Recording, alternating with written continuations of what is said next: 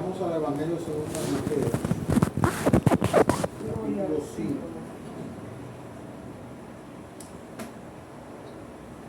Y vamos a leer Las bienaventuranzas. el versículo 41.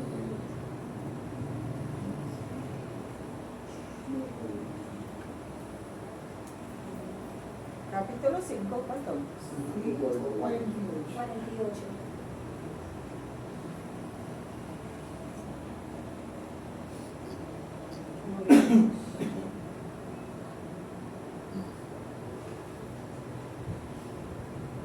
Amén. Amén. Vamos a leer en el nombre de Jesús.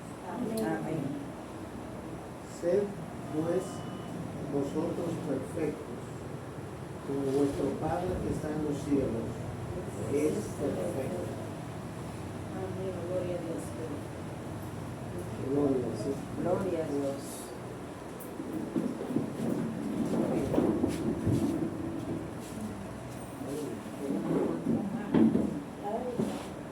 Ven por aquí,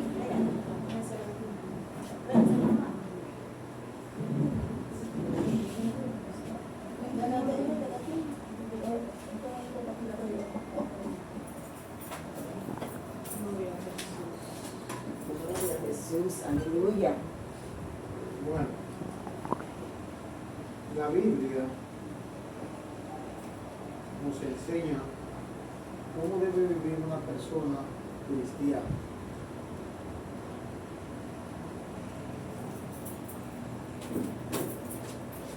Tiene enseñanzas y necesitan ser discernidas a causa del tiempo que se escribió.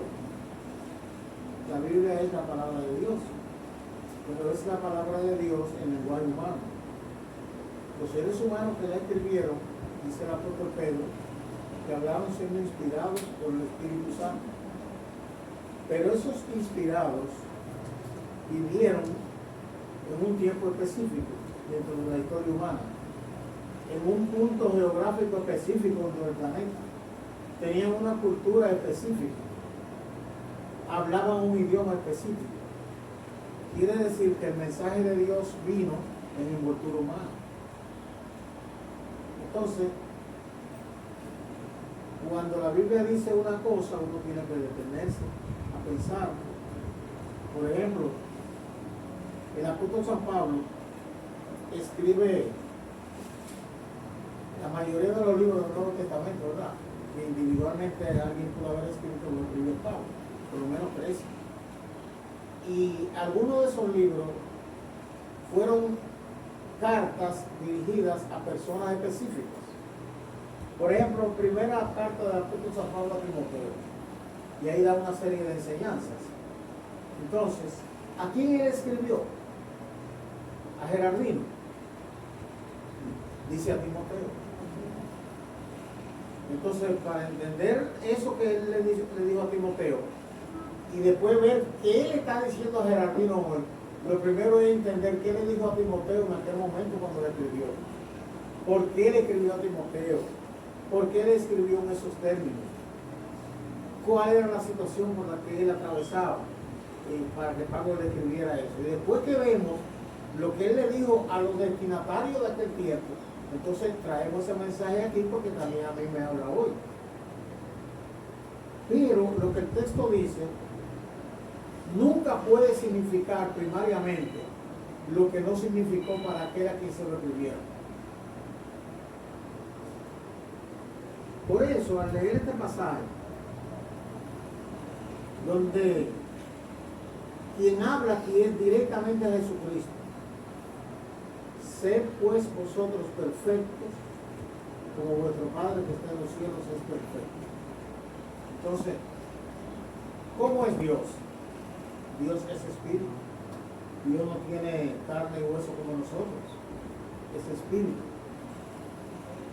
Y cuando se habla de que es perfecto, yo que soy de carne y hueso, plagado de defectos, ¿cómo puedo ser perfecto como lo es Dios? Porque sabemos que es perfecto, por ejemplo, Dios todo lo sabe, Dios no está limitado por el tiempo ni por el espacio, Dios no envejece, es como si él viviera en un presente continuo, todo el tiempo presente. Pero para mí no. Para mí hay un presente, pero hubo un pasado y habrá un futuro, que tal vez yo no lo llegue a alcanzar, pero vendrá. ¿Cómo puedo ser perfecto como él? Entonces, la mejor manera para entender esto es mirar el contexto en el que Jesús dijo eso. Es decir, los versículos anteriores, ¿qué cosa, haciendo qué cosa yo me comporto como Dios? Eso es lo que está diciendo. Sed pues vosotros perfectos como vuestro Padre que está en los cielos. De la manera que Dios es perfecto, ¿cómo yo puedo ser? Oigan cuál era la conversación que había ahí. Versículo.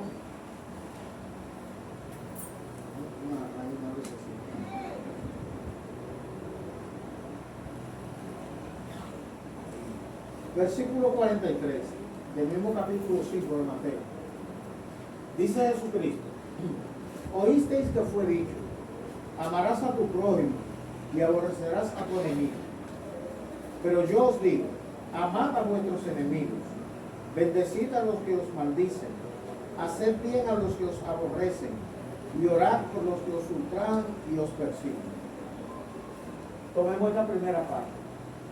¿Qué dice él que debe hacer uno, contrario a lo que se le decía a la gente de antes? Él dice, fue dicho, ama a tu prójimo y aborrece a tu enemigo. Eso de amar al prójimo y aborrecer al enemigo significaba que el enemigo no era prójimo. El prójimo nada más era el amigo. Ahora, para un judío, ¿quién era el prójimo? Otro judío. Si no era judío, no era prójimo. Ahora, esa era la regla de la sociedad entonces. Entonces Jesucristo introduce un cambio.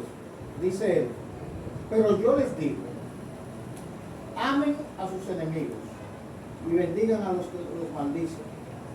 Hagan bien a los que los aborrecen y oren por los que los ultrajan y los persiguen. Es como que él, la enseñanza de Jesucristo, plantea la vida al revés de como se enseñaba en ese tiempo. Entonces él dice, miremos esta primera parte. No aborrezca al enemigo, es lo que está diciendo, sino ámalo.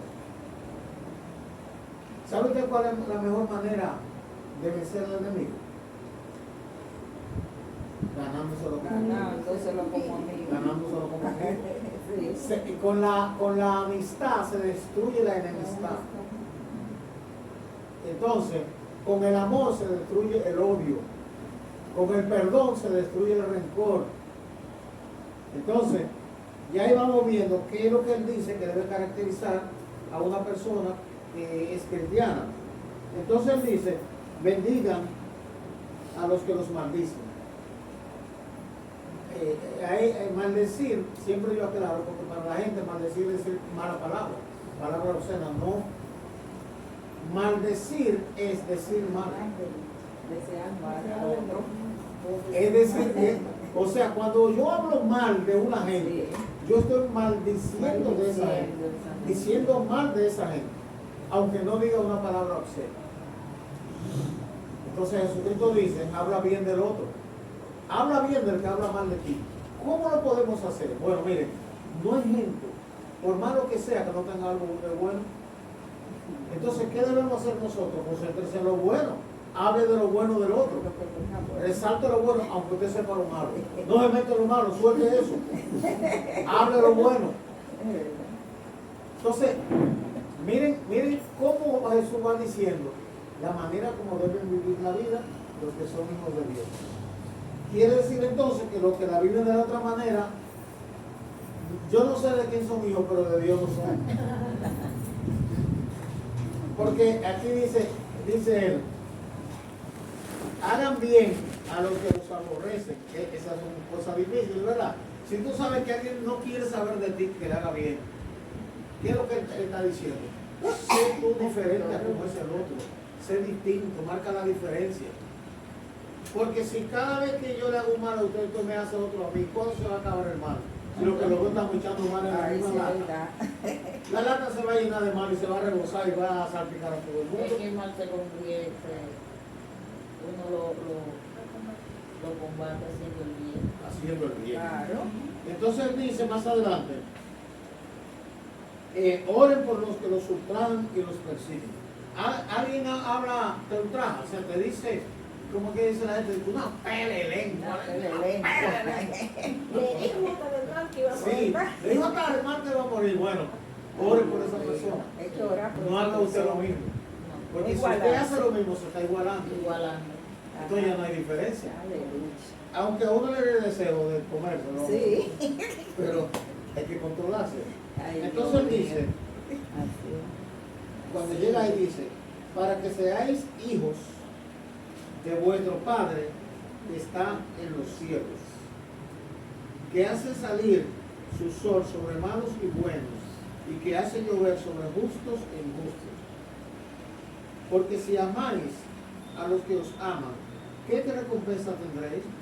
¿No hacen también lo mismo los publicanos?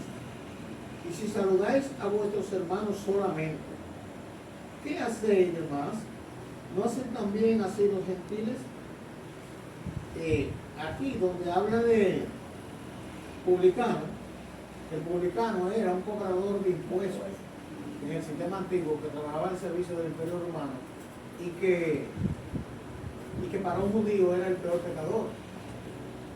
Entonces él está diciendo, los publicanos, esos a quienes ustedes tienen por lo peor, saludan a los que los saludan. Entonces, si ustedes nada más saludan a los que los saludan tan como ellos. Claro. Pero mire qué cosa, qué detalle tan interesante, que luego aquí habla de que si tú amas solo al que te ama, eso no tiene ninguna recompensa, porque que tú amas al que te ama, eso es natural. Y amar a todo el mundo. Eso no es nada extraordinario. Que usted le haga un bien al que lo merece, eso no lleva recompensa, porque usted le dio eso por el mérito. Cuando decimos que merece, quiere decir que tiene mérito para recibir eso, y usted se lo dio por los méritos. Usted no está regalando nada, usted le está dando lo que le toca, porque tiene mérito. Ahora, cuando usted hace el bien a alguien que no tiene mérito para recibir el bien, que no lo merece, como decir, darle un vaso de agua a alguien que no tiene sed, o tomar un pedazo de pan, y yo digo, a mi hermana Marisol, que yo la quiero mucho, pero Marisol no tiene hambre. ¿Qué va a hacer con el pan que le di? Lo va a guardar por ahí, por cortesía, pero no se lo va a comer. Pero yo vengo donde Wendy Pérez, que no la conozco, y que tiene hambre, y le doy menos del pan, si el que le di a María de hoy, el que le di a Wendy de ayer, pero ella tiene hambre, ¿qué usted cree que va a hacer? ¿Lo va a botar? No. ¿Por qué? Porque recibió un pan por necesidad del pan. Pero si no tiene necesidad, no lo va a usar. Usted le da un vaso de agua a una persona y no tiene sed, no se lo va a beber porque no tiene sed. Entonces, las cosas hay que dárselas al que la necesita, no al que la merece. No es que no se le dé al que merece, sino que el que merece ya tiene mérito. Lo grande ante Dios es que usted le dé al que no merece. Así. Usted está haciendo un acto de bondad. Ahí es que él dice entonces que hagamos eso para que seamos hijos de nuestro Padre que está en los cielos. Quiere decir que si no hacemos eso, ¿de qué somos hijos?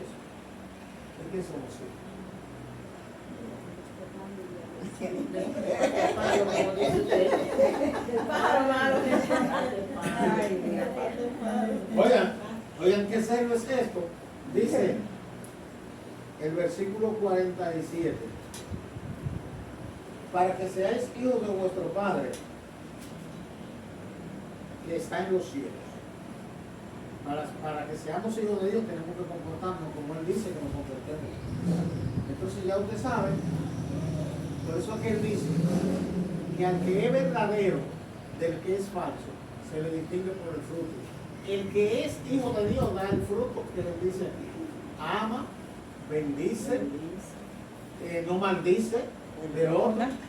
Oiga bien, de manera que en ese breve resumen, Jesús está dando una descripción de una persona que es hija de Dios. Los hijos de Dios no odian, Los hijos de Dios no guardan rencor. Los hijos de Dios no mienten. Los hijos de Dios no murmuran. Los murmuradores, en el momento que murmuran, decidieron renunciar a su condición de hijos. ¿Qué es lo que hace el hijo? Que se parece al padre. Hay gente que dice, míralo nada más el padre, porque hasta sin conocerlo, pues eso se ve, porque el hijo se parece al padre. Entonces parezcámonos a Dios en esto, en que Dios es tan bueno que hace que salga el sol sobre justos y injustos y hace que llueva sobre buenos y malos. Es decir, su gracia común se la da a todos. Entonces dice Jesucristo que hagamos igual para que seamos hijos de Dios. Amén.